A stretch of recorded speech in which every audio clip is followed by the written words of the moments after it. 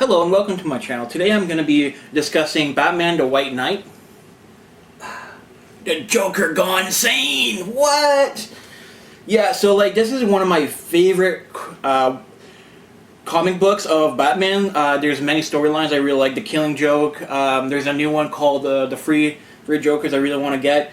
DC has always been one of my favorite superhero industry making companies, so it's really something I really like. This one it intrigued me because I have a very controversial belief that I don't really like Batman. I find he's he's not really of a good guy because he creates his own villains. Like Mr. Freeze, he could easily say hey dude, I know a guy, Bruce Wayne, who can actually help you with getting your wife back. But instead he just smashes his face every time. With Poison Ivy, he could be like, you know what? I know a guy, again, Bruce Wayne, who has millions of dollars to invest into helping the environment. But no, he's never wants to help. Some villains like Penguin are actual villains, but I find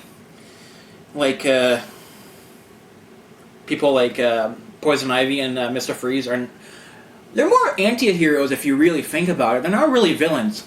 So anyway, I'm going to be discussing a little bit about Batman White Knight, of course, spoiler reviews.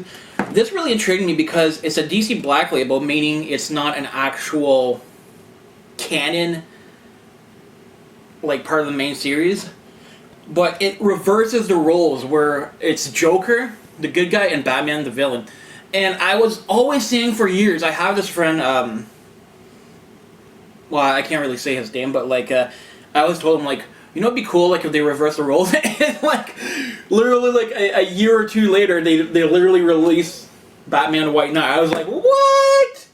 As if. So, yeah, this book is amazing. I love how it starts off with Joker on a scooter, and he's just running through Gotham, and Batman is just destroying freaking buildings just to try to get him, and it's hilarious. And then he beats him.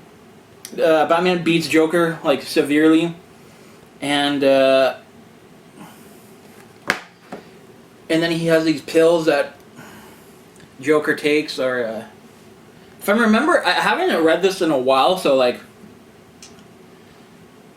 yeah, he has pills that turns Joker sane, and he becomes Jack Napier again, and it's just it's kind of mind-boggling how amazing this story goes, because Joker becomes Jack again, and then Jack wants to help Gotham pay his debts for being Joker. And he becomes this Gotham police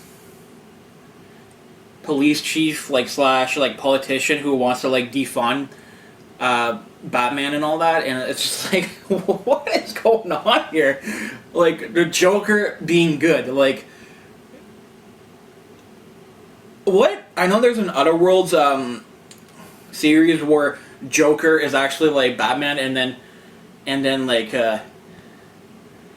Batman is actually good, but this time it's literally Joker was evil, turns good, and it's a really good book. You should really. The only thing I don't like about this comic book per se, it's that there was